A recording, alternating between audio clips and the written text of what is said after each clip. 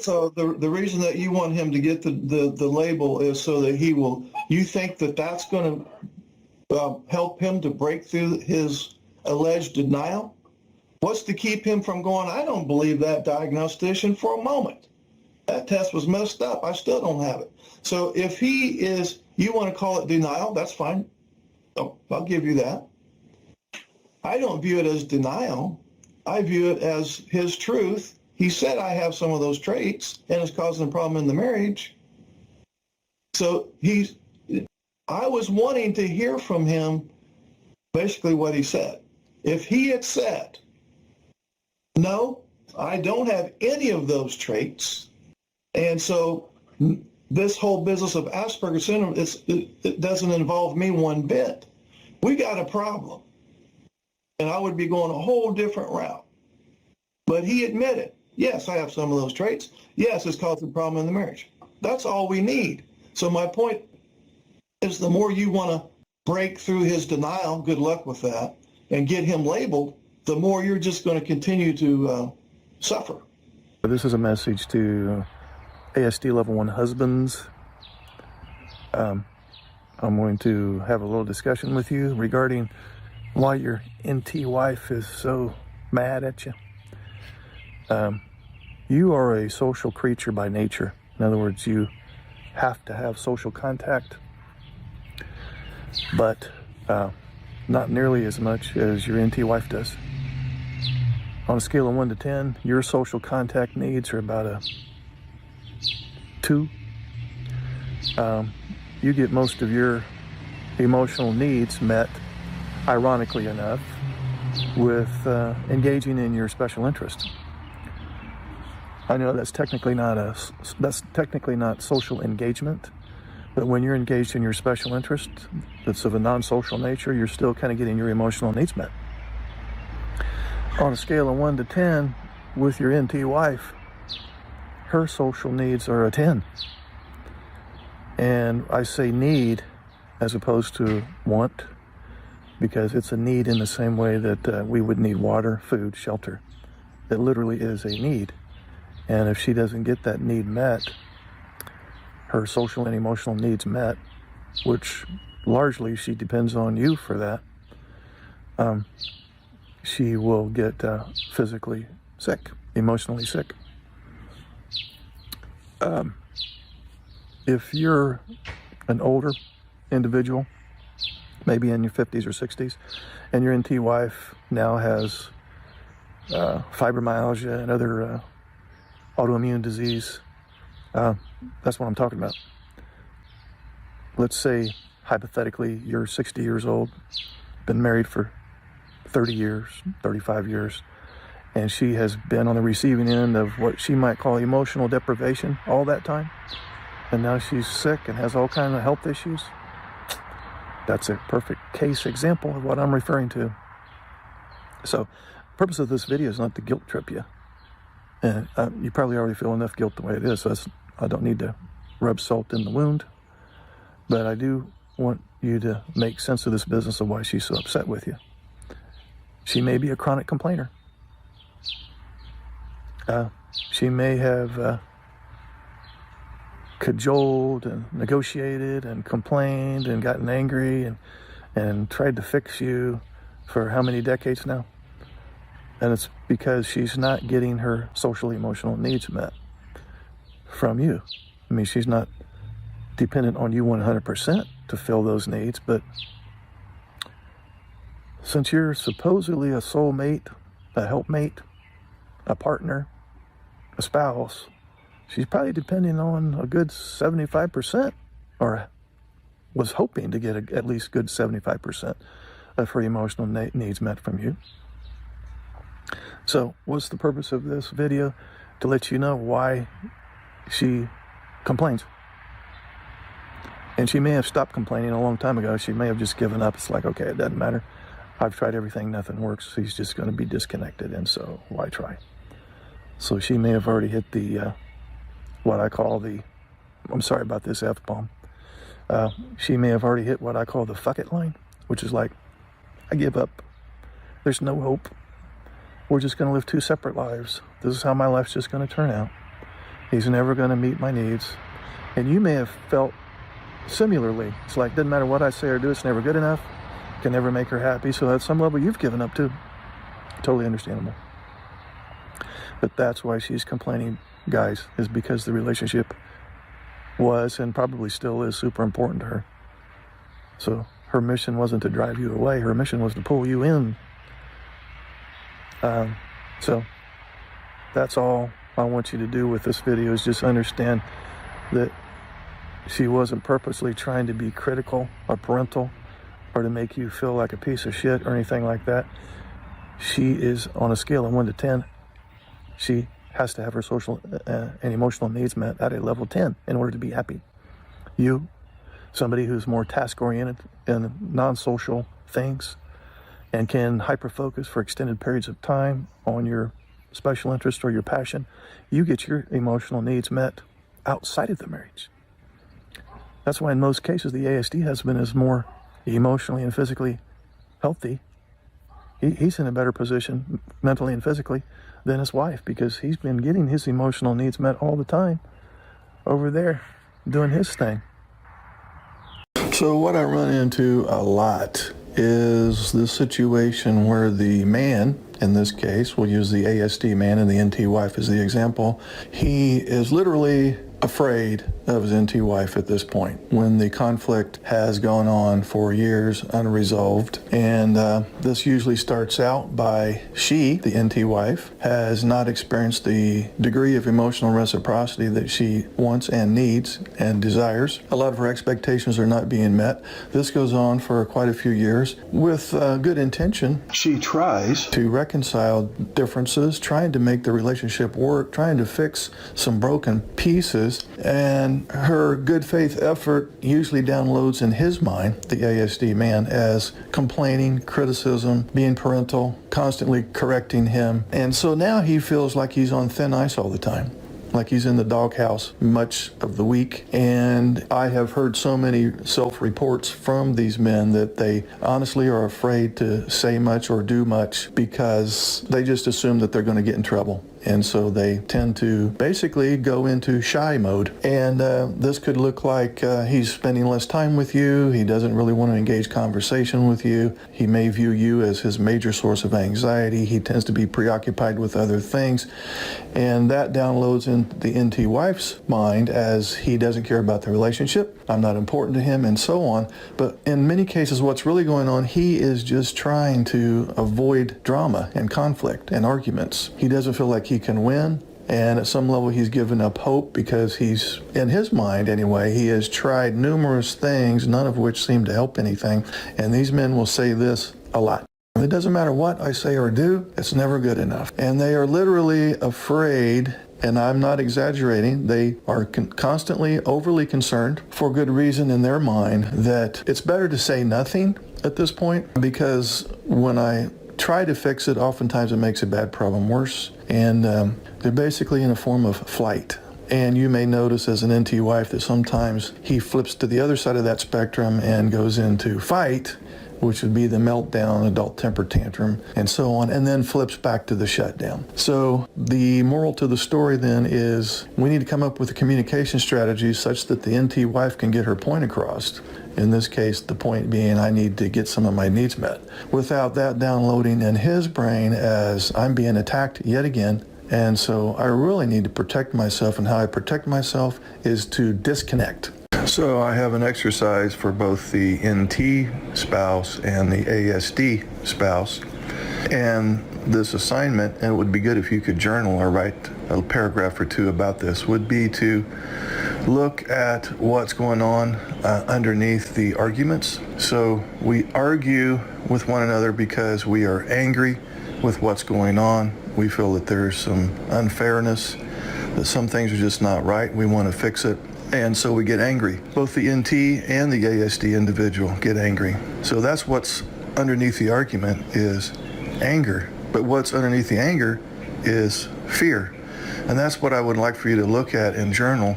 So the question then becomes, when you argue with your spouse, what is the fear that's motivating that argument? Is it fear of not getting your needs met? Fear of loss? Fear of being chastised, ridiculed, criticized, put down, disrespected, and so on? So we don't argue for no good reason.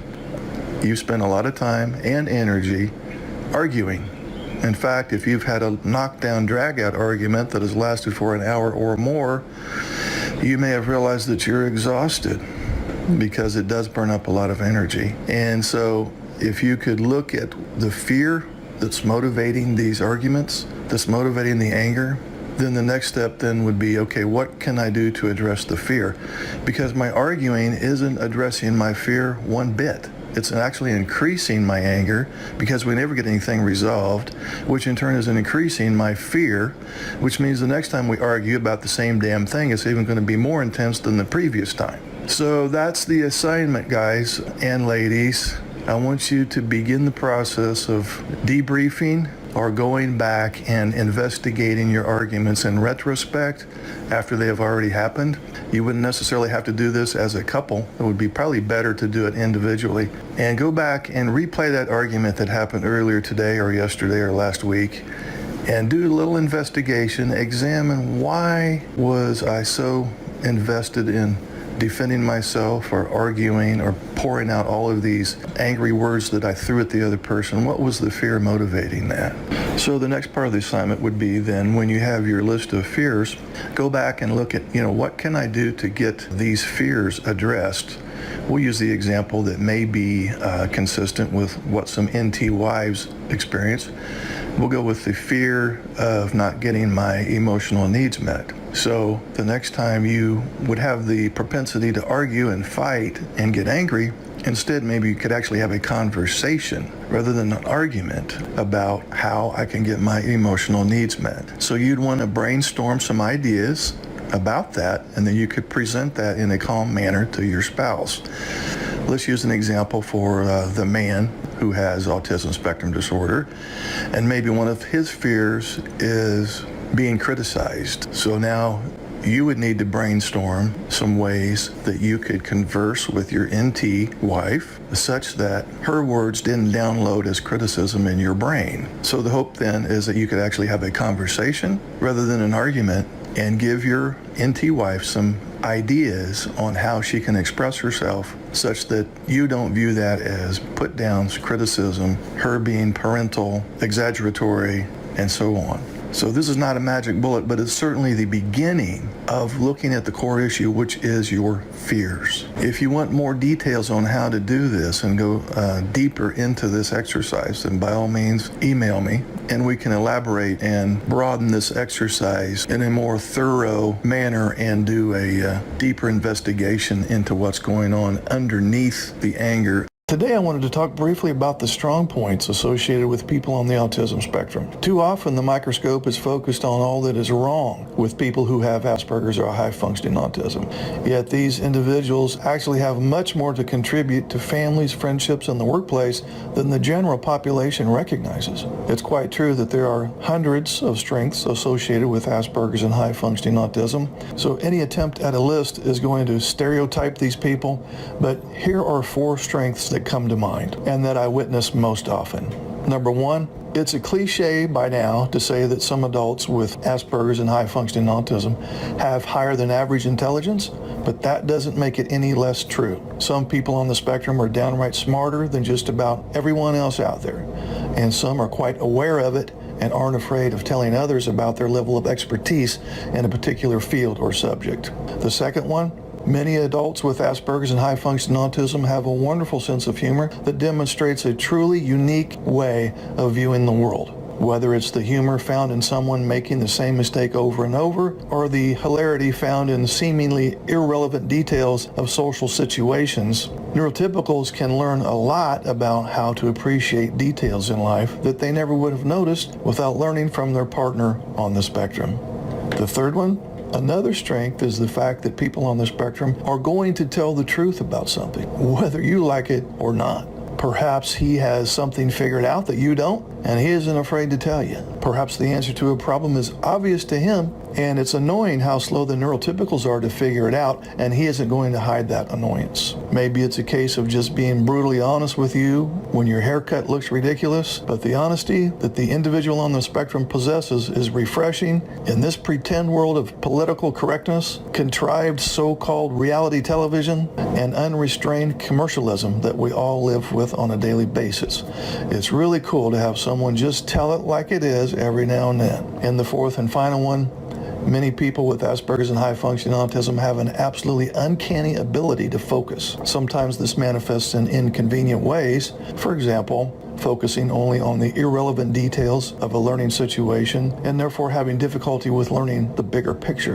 But just as often, this manifests in ability to solve problems that would stump the neurotypical. For example, one employee with Asperger's syndrome helped engineer the dependent relations between hundreds of different components of a software system. The problem was that not only did it require a huge amount of focus, but a huge amount of focus over a long period of time, because every detail that was changed in the system caused hundreds of other small changes in the ways all the other components of the system depended on one another. This particular individual accomplished in a few days what the company expected to take several months. So without question, the high-functioning autistic brain operates differently. Most of these individuals are better at detecting changing sounds, detecting visual structures, and manipulating 3D shapes. Now, too often, employees don't realize what these individuals are capable of and assign them repetitive, almost menial tasks. But most are willing and capable of making sophisticated contributions to society if they have the right environment. In the early going, the NT wife, who is not the wife yet, meets this guy. He's a little quirky and naive and maybe even shy and forgetful. And she finds some of these traits a little cute in the beginning. And she maybe at an unconscious level think, well, this guy kind of needs me to take. He seems a little helpless. And she, being the motherly person that you are or were going to be, you thought, well, this is kind of cute. You may or may not resonate with that, but I see that a lot. And also in the early going, if you don't know he has ASD, and maybe he doesn't even know it.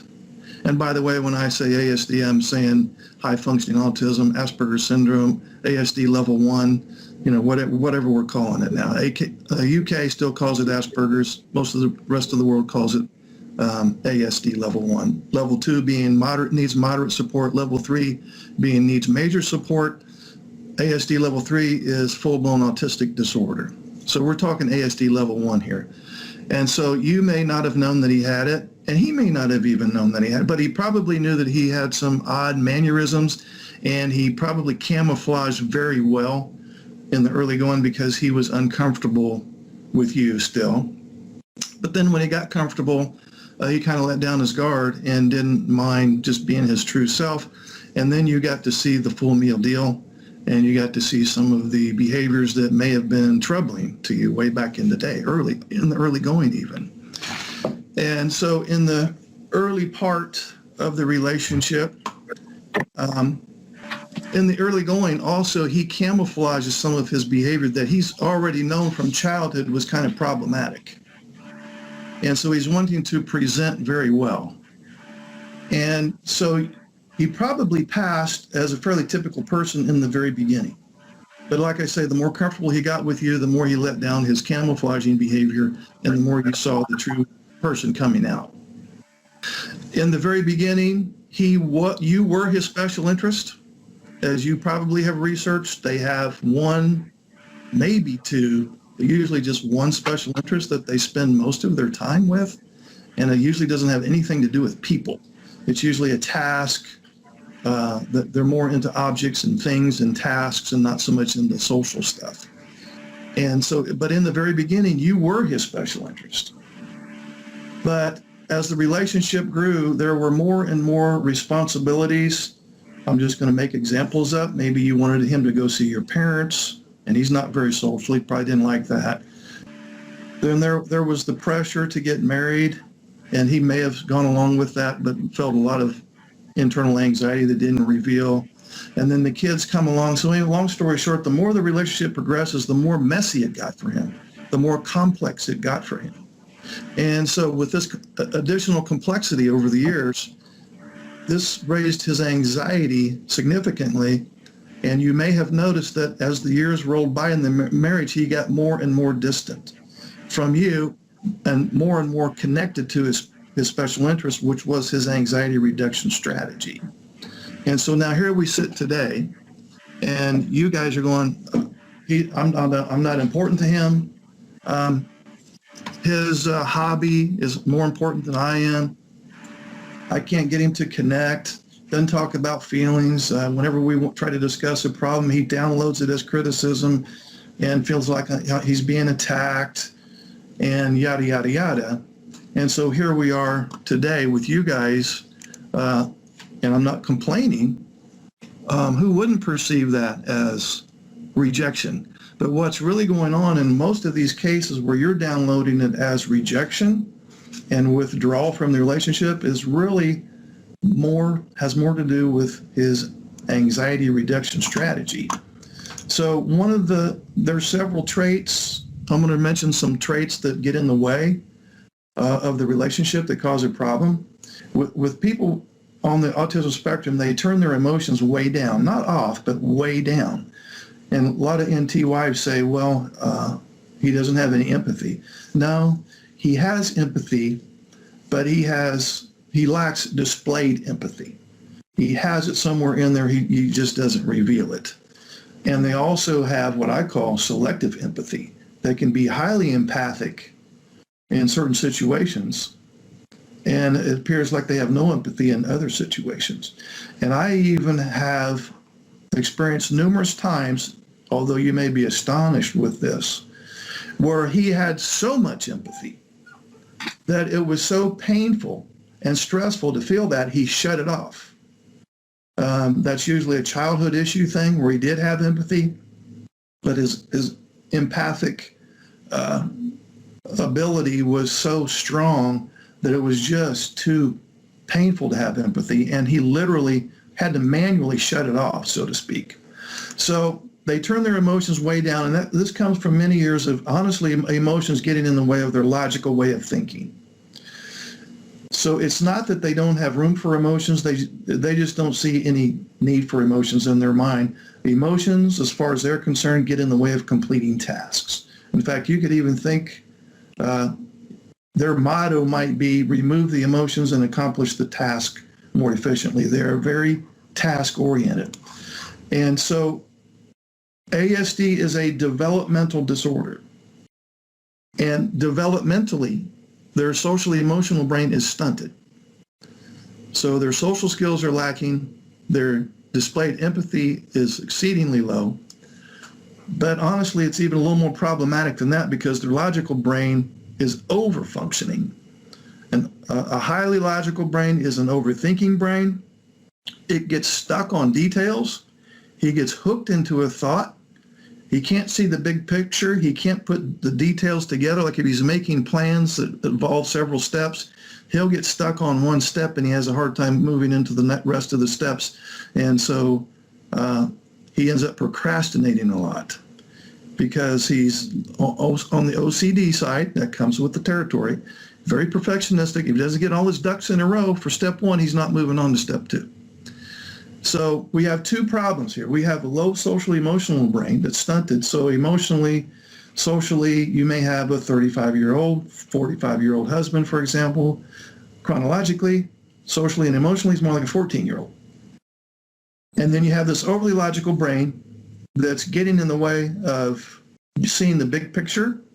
And now we contrast that with you with this very highly intelligent socially emotional brain. So now you're high in social emotional intelligence, he's low. So you can kind of see why there is, how could you not have problems in that case? You can imagine. So the other thing that goes on with people with ASD is they have this mind blindness stuff, and I'm sure most of you are familiar with this. So if I have mind blindness, I have a hard time guessing what is in the mind of my wife.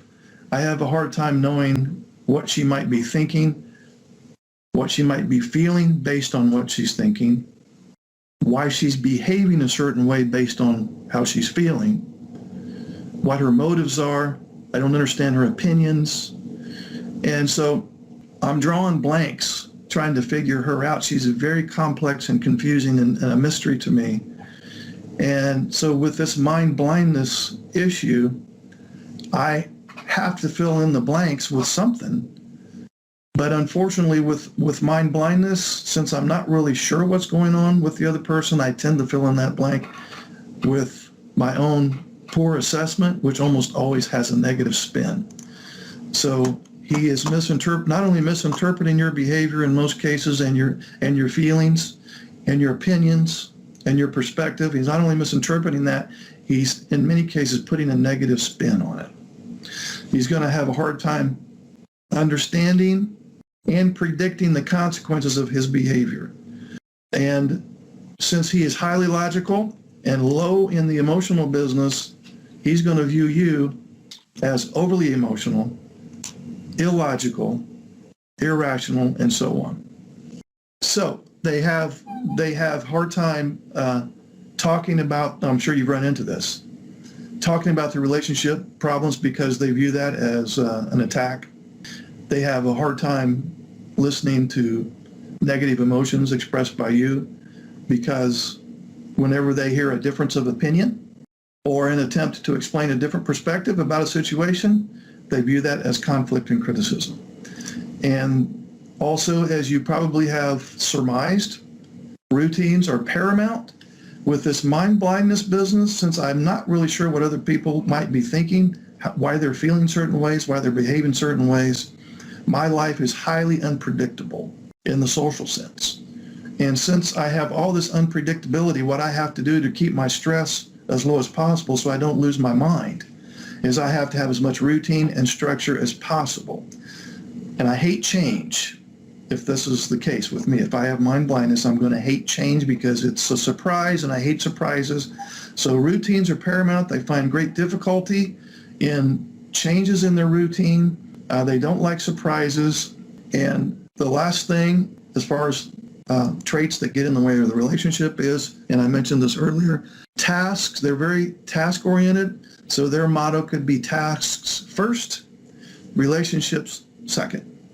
So you can see when you take all that into combination as a combined figure, everything that I just said, it shouldn't be any surprise to you why there is such a disconnect.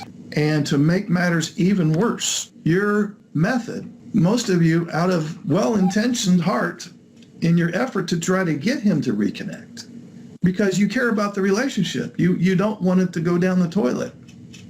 So you've worked very hard to try to get him to wake up and to be a part of the family, to be a team player. But almost in all cases, well, I'm just going to go ahead and say in all cases, to date, in my experience, her message gets lost because her approach causes anxiety in him. Her message gets lost because her approach has raised his anxiety, and he either melts down or shuts down or pretends like he's listening, but he's off in his fantasy world and didn't hear a damn thing. It didn't go in one ear and out the other. It didn't even go in the one ear. So if you have found that, well, I can't even talk to him about anything, I could make a neutral comment and he feels attacked, then he has assigned you as a major source of stress for him. In fact, in too many cases, and it's sad to say, she has become his number one source of anxiety. And then you can imagine what happens then with you. Now you have no emotional reciprocity. You don't feel like you're appreciated at all. You may even, if he tends to be more meltdownish than shutdownish, you've probably been verbally abused. And some women even have been traumatized, quite honestly. A lot of times they lie, especially about things sometimes things they didn't even need to lie about, because they either don't want to be interrogated, and they know if they say the truth, they're going to be on the witness stand, or they lie not because they necessarily feel like they're doing anything wrong. They probably feel like they're not doing anything wrong, and they want to keep the peace. Why do I feel the need to lie? Is it because I'm trying to avoid conflict, or I don't think this is wrong and I'm tired of explaining to my wife that it's not wrong, or if I tell the truth, I'm going to get bombarded with 50 questions about it. So you need to first of all look at your motivation as to why you're lying. Now we want to look at, since we know your motivation, we want to do a cost benefits analysis on telling the truth. This is one of those deals where I'm going to manufacture something that's not totally honest. If I do this, there's going to be costs and benefits, both. It's not going to be 0 on one end and 100% on the other. It's going to be a mixed bag. Well, the benefits of me either lying by omission or lying by kind of distorting the facts, are the advantages going to outweigh the disadvantages? And I'm not going to make a judgment call on it. I'm not going to stand in judgment and say, well, you shouldn't do this or you shouldn't do that. No, that's not going to be me. So this is your ethics and your morals, and I'm not going to judge them. And so if you feel that the cost is going to be way higher than the benefit, you may want to just go ahead and be honest and face the music up front, which will be way less painful than what you described in your question.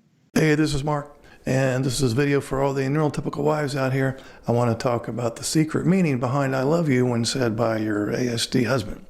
If you're in a relationship with an autistic person, you may have asked yourself this question: does he really love me, or is he just saying the words? Or the opposite, why doesn't he ever say I love you, even though he stays and shows up and seems to be committed? So today we're going to talk about something that's rarely explained clearly and almost never explained compassionately. What I love you actually means when it comes from an autistic person. And I want to say this right up front. This video is not about excusing emotional neglect. It's not about lowering your standards as an NT wife. And it's not about telling you to accept less than you deserve. This is about translation, because an autistic person speaks love in a different emotional language, and most NT partners were never given the dictionary. So let's talk about why I love you is harder than it looks. For many autistic adults, the phrase I love you is not casual language. It's a social reflex. It's a romantic performance. It's not something you say because the moment expects it. Instead, it's treated like a statement of fact. And facts, to an autistic mind, are dangerous if they're not absolutely true. So when an autistic person says, I love you, they're often thinking, do I mean this literally? Is this stable and consistent over time? Am I committing myself permanently by saying this? What obligations am I now taking on? That's a lot of weight for 3 words, which is why some autistic people say it very late, say it very rarely, or say it once and assume it stands forever. To them, repeating it can feel redundant or even dishonest if nothing has changed in the relationship. So let's talk about why they say it once and never again. This is where many NT partners get hurt. You may remember the moment very clearly. He said, I love you. You felt hope, relief, connection, and then silence. No repetition, no reinforcement, no emotional follow-up. And you start thinking, did it stop? Did I imagine it? Why won't he say it again? Okay, so here's the translation that's rarely offered. Most autistic people believe that once something is stated as true, it remains true unless explicitly revoked. In their mind, saying it again doesn't increase the truth. Saying it often doesn't deepen the meaning. Saying it emotionally doesn't make it more accurate. They believe their presence, their routine, their loyalty, or their consistency is the real proof. Unfortunately, that doesn't meet most neurotypical emotional needs, and that mismatch can create profound loneliness in the relationship. Now let's talk about when I love you means I'm safe with you. Here's something most neurotypicals don't realize. For an autistic person, love is often less about emotion and more about safety. So when they say I love you, what they're really saying is, you're predictable. You're not overwhelming. You don't force me to perform. I can unmask around you. I don't have to constantly defend myself with you. That may not be poetic, but it's profound. To an autistic nervous system, safety is intimacy. And choosing someone as a safe person is not casual, it's rare. They have often not been safe in times past. Now, let's talk about why I love you often lacks emotion or warmth. Many NT wives say, well, he says I love you, but it feels flat. This isn't indifference, it's neurology. Autistic people often experience alexithymia, which is difficulty identifying or expressing emotions, emotional intensity without emotional language, shut down under emotional pressure, and fear of saying something wrong. So when they say I love you, it may come out monotone, brief, unembellished, boring, robotic, and even without eye contact. Not because their love is weak, but because expressing emotion and feeling emotion are two different processes. One can be present while the other struggles. Now let's talk about when I love you is shown but not spoken. Many autistic spouses communicate love through actions, not words. So you as the NT might notice things like, he stays when it's hard, he doesn't cheat, he keeps routine stable, he fixes problems quietly, he shows loyalty without drama, he seems committed long term. To the autistic person, all those things are love. But here's the hard truth I need to say clearly. Consistency is not the same as emotional connection. Reliability is not the same as emotional attunement. And commitment alone does not meet relational needs. So understanding autistic love should never mean silencing your own. Now let's talk about what I love you does not automatically mean. This part matters. When an autistic partner says, I love you, it does not automatically mean they know how to meet your emotional needs. They understand emotional reciprocity. They recognize emotional neglect. They will intuit your inner world, and they can express love in ways you need without guidance. Love does not equal skill, and love does not replace relationship work.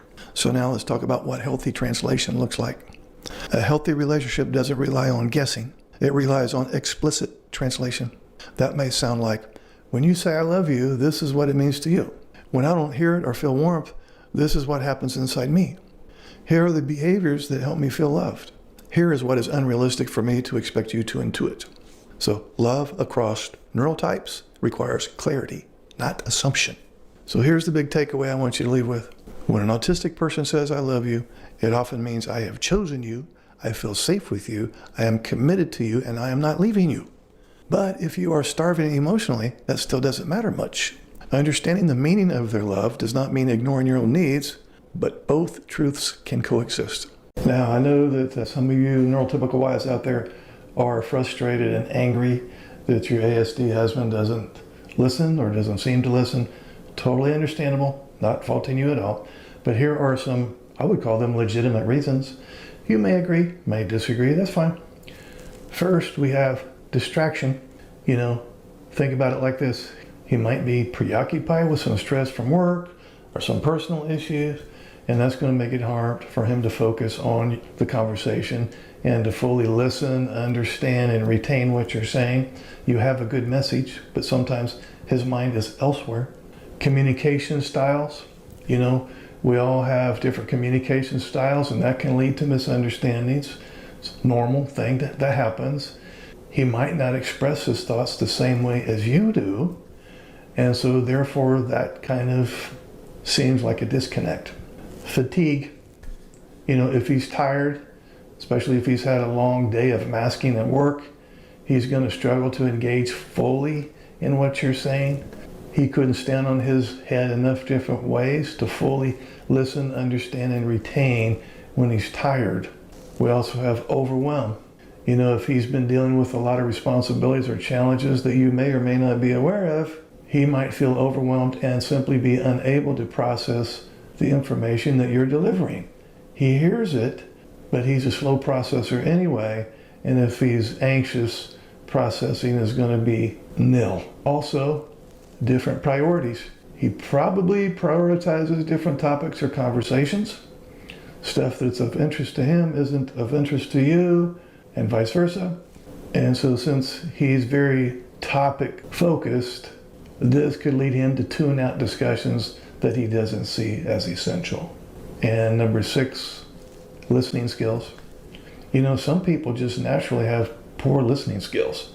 I'm not calling him an idiot. He might be smarter than me general IQ wise. But if he's low in his listening skills, this can affect his ability to engage in conversations that you would download as he's actually paying attention. Another issue that you may experience when he's not listening would be emotional state issues. If he's upset or frustrated about something that may or may not have anything to do with you, he might not be in the right emotional state to listen. You know, when we're flooded with cortisol and adrenaline, or we've got something running in the back of our mind that's preoccupying our thoughts, it's almost impossible to listen. We have assumed understanding. He might think he understands what you're saying without fully listening. And as you have experienced this, I'm sure this leads to assumptions rather than genuine engagement. How many times have you run into that where he looks like he's listening and you think he got it, only to find out later he didn't get it? We also have technology distractions. You know, digital devices are all over the house, smartphones, TV, this and this and that. And so if he's got one of his devices on, that's going to interrupt conversation and it's going to divert his attention elsewhere. And then we also have habits and patterns. If he has become accustomed to not fully listening or engaging in discussions, that will be called give and take in conversation, it's kind of turned into a habit that's hard to break. He's established some neural pathways, and old habits make tuning you out run on autopilot. So it would be important for us to recognize these reasons and view them as legitimate, and then rather than viewing it as he's insensitive, selfish, uncaring, narcissistic, doesn't care about me, work's more important than me, and so on, okay? 25 signs that your husband may be on the autism spectrum. Number 1, he tends to struggle with socializing and may find it difficult to engage in conversations, often leading to awkward silences or one-sided exchanges. Number 2, he has a hard time interpreting body language or reading facial expressions, which can make it challenging to understand how others are feeling during conversations. Number 3, he prefers to stick to familiar routines, feeling uneasy or upset when faced with unexpected changes in plans or daily activities. Number 4, he often immerses himself deeply in particular interests or hobbies, sometimes to the point where he ignores other important activities or social opportunities. Number 5, he takes comments literally and often misses jokes or sarcasm, leading to misunderstandings that can be confusing for both him and those around him. Number 6, he struggles to navigate the complexities of social norms and hierarchies, sometimes not realizing the unspoken rules that guide group interactions. Number 7, he typically avoids making eye contact when speaking with others, which can come off as disinterest or aloofness, even if he is engaged in the conversation. Number 8, he experiences heightened sensitivities to sensory input, such as loud noises or bright lights, which can lead to discomfort in busy or stimulating environments. Number 9, he prefers solitary activities like reading or working on a personal project, and often feels drained or overwhelmed in large social gatherings or group activities. Number 10, he finds it difficult to make friends or maintain existing friendships, often feeling out of place in social settings and unsure of how to connect with others. Number 11, he has a specific set of topics or facts he is passionate about, often bringing them up in conversations repeatedly, which can be intriguing but also overwhelming for others. Number 12, he struggles to express his own emotions clearly and may have difficulty recognizing the emotions of those around him, leading to misunderstandings in relationships. Number 13, he communicates in a flat, monotone voice, which can make it hard for others to gauge his level of enthusiasm or interest in a topic. Number 14, he engages in repetitive behaviors or routines, such as following a strict morning schedule or performing the same actions in the same order every day. Number 15, he has a tough time adapting to new environments or situations, feeling anxious when faced with unstructured plans or unfamiliar places. Number 16, he experiences frustration when unexpected changes occur, often reacting with anxiety or irritation when routines are disrupted. Number 17, he prefers discussions centered around solid facts, often avoiding open-ended questions or abstract concepts that require personal interpretation. Number 18, he may struggle to empathize, finding it difficult to respond appropriately in emotionally charged situations, which can complicate personal relationships.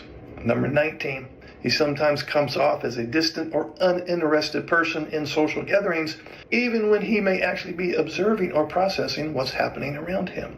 Number 20, he finds it challenging to understand metaphors or figurative language, often leading to confusion in conversations that rely on subtlety or humor.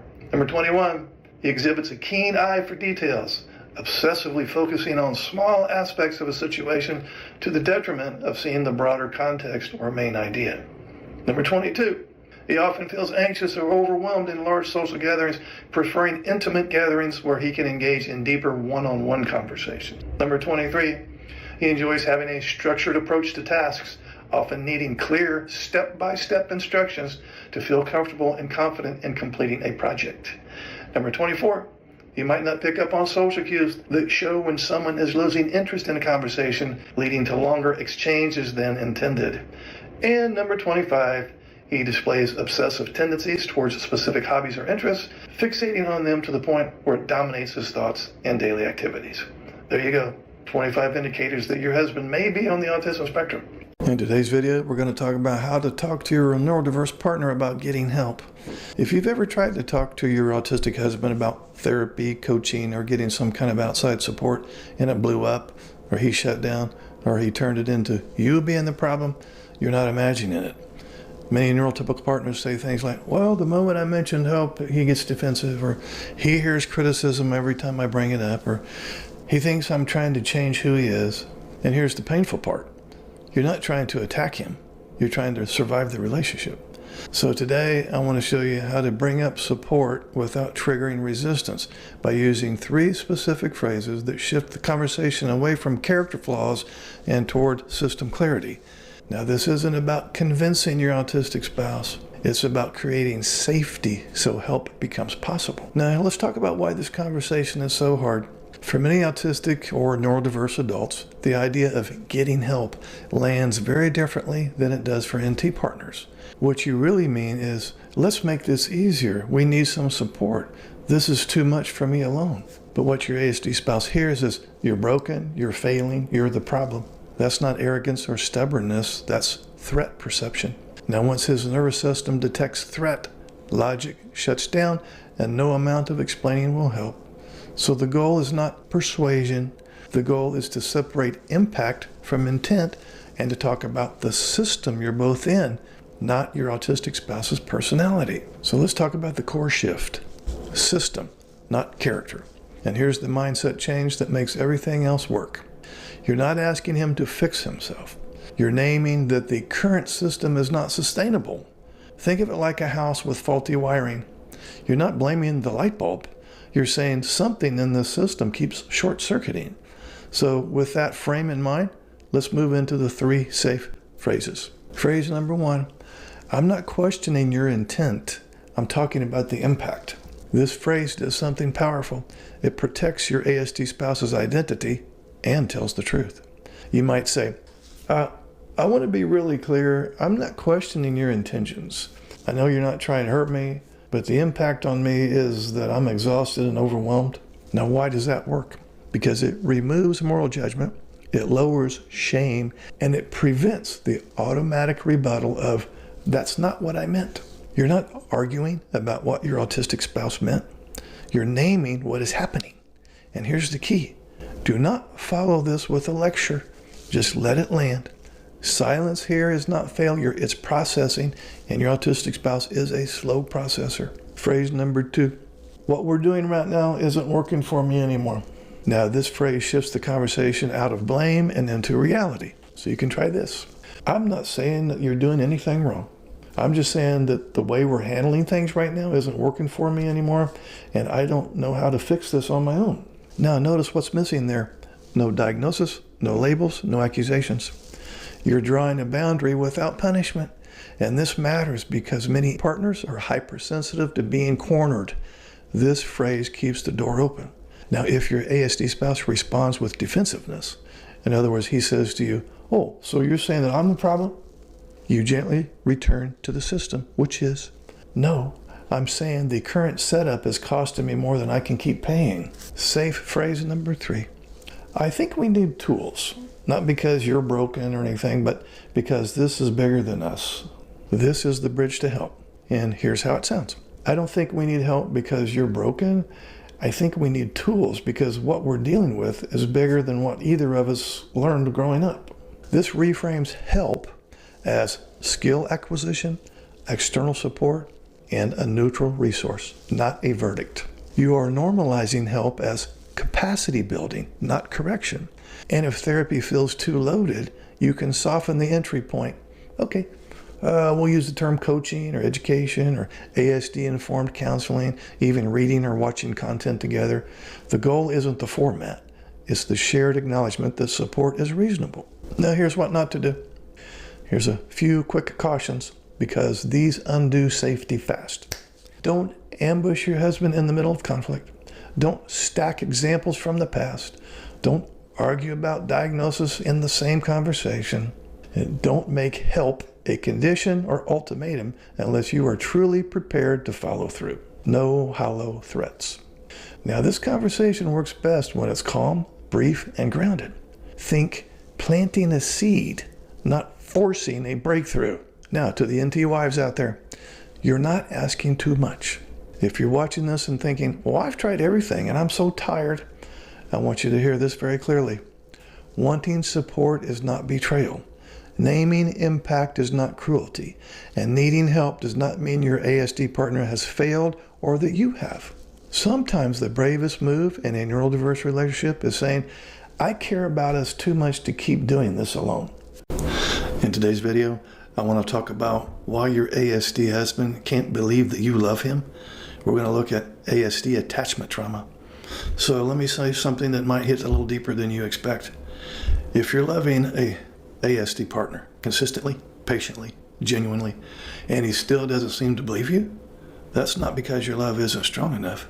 It's because in his nervous system, love does not register as safe, believe it or not. And if you don't understand that, you're going to keep trying harder and he'll keep pulling further away. Not because he doesn't care, but because somewhere deep inside, your love is colliding with a story that says in his mind, I am not someone who gets to be loved like that. We're talking about some ASD shame right there. So today, we're going to break that cycle.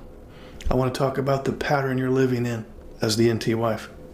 Let's name what's actually happening in the neurodiverse relationship. You reach for connection. You try to express warmth, appreciation, affection, and instead of it landing, it gets deflected, minimized, ignored, or, and this is the painful one, it gets turned into irritation or withdrawal, and you're left thinking, why does he push me away when I'm trying to love him? Why does he act like I'm too much? Why does this feel one-sided? And if this has gone on long enough, you start questioning your own reality. You start shrinking your efforts, or worse, you start overfunctioning, trying to prove your love in ways that slowly drain you. But here's the shift I want you to make.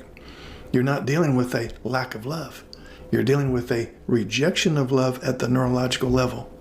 Now let's talk about the hidden origin. We're going to go deeper now, because this didn't start in your marriage. This started long before you ever met your ASD husband. Most people on the autism spectrum grew up in an environment where two things were consistently true. One, chronic misattunement. They're misunderstood, they're corrected, they're overlooked. Their internal experience doesn't match what others expect, so they learn who I am naturally doesn't fit with this world. Two, sensory and emotional overwhelm. What feels manageable to others can feel intense, chaotic, and painful to autistic people. So they develop coping strategies, withdrawal, shut down, emotional distancing, not because they don't care, but because connection itself can feel overwhelming. Now, combine those two experiences over years, and something very specific forms. A deeply embedded internal narrative. The ASD brain thinks connection is unsafe. I will get it wrong. I am either too much or not enough. If I get close, I will fail. Love and emotional connection is dangerous. That's not just a belief. That's a nervous system expectation. Now, why does love feel like such a threat? That seems so strange, doesn't it? Well, here's where this becomes really important for your neurodiverse relationship. When you offer love, affection, warmth, emotional closeness, your nervous system is saying, this is connection, this is bonding, this is safety. But his nervous system, he's going to interpret that same moment as pressure, demand, exposure, risk of failure, or even loss of control. So instead of receiving your love, his system shifts into protection. And that protection can look like pulling away, becoming logical, becoming dismissive, changing the subject, getting irritated, going quiet. And here's the part that hurts the most. For you, that feels like rejection. Also, you may be thinking, perhaps at an unconscious level during those moments, I don't know how I can survive this marriage. Now, let's look at the tragic loop. We have a loop that looks like this. You reach, he withdraws. When he withdraws, you reach harder. When you reach harder, he feels more overwhelmed. So he pulls back further, and then you feel alone. And over time, this becomes a relationship identity. You become the pursuer, he becomes the distancer, and both of you feel unseen. But here's the truth that most people miss. You are both responding to pain. Your pain says, why can't you meet me? His pain says, I don't know how to be who you need. Now let's talk about reframing your ASD spouse without invalidating you as the NT wife. This is where we bridge the empathy gap, because I want you to hold two truths at the same time. One, your pain is real. You're not too much for wanting emotional connection. And two, his withdrawal is not indifference. It's a survival strategy shaped long before you arrived. Now, when your autistic partner rejects affection, it's not a rejection of you. It's a rejection of what affection represents in his nervous system, which is uncertainty, exposure, and possible failure. So instead of labeling him as emotionally unavailable, shift the lens to he is neurologically defending against something he doesn't yet feel safe enough to receive. That changes everything, because now we can work with it. Let's talk about the repair strategy. We're going to get very practical here, because insight without strategy won't change a damn thing. Here's some tools that actually begin to rebuild trust. Tool number one, lower the emotional intensity of connection. Big emotional expressions can overwhelm your ASD spouse. So instead of saying, well, I love you so much and I need you to feel that, try, I just want you to know I appreciate something you did earlier. That's short, specific, and contained. This makes connection feel safer to process. Tool number two, remove the performance pressure. One of the biggest hidden triggers is this, feeling like he has to respond correctly.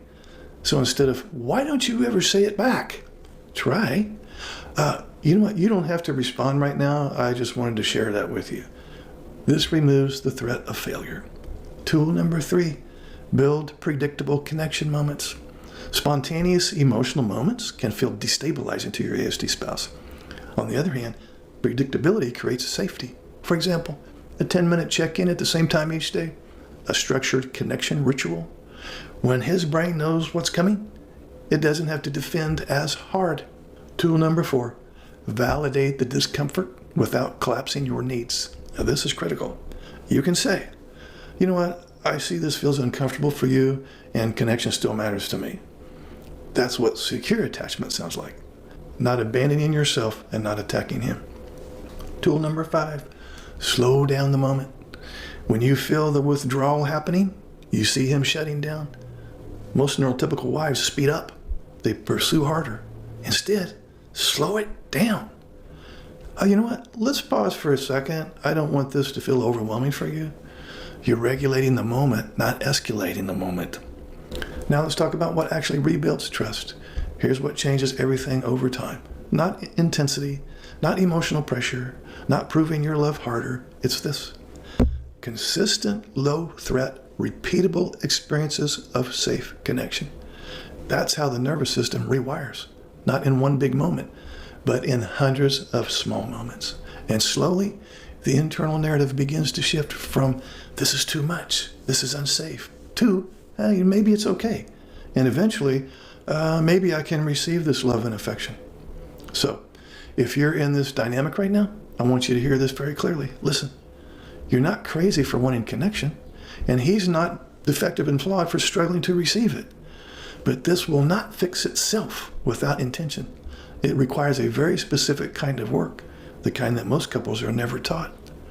So if you keep walking through this process step by step, learning how to regulate these moments, rebuild trust, and actually create a secure connection in a neurodiverse relationship, that's exactly the kind of work I do here on this channel and with my coaching workshops. Because this isn't just about communication. It's about rewiring how connection is experienced. And that changes everything. If this resonates with you, you're not alone. You don't have to stay stuck. Let's keep going. Please like, subscribe, and comment. I will read and respond to your comment. Thanks for watching.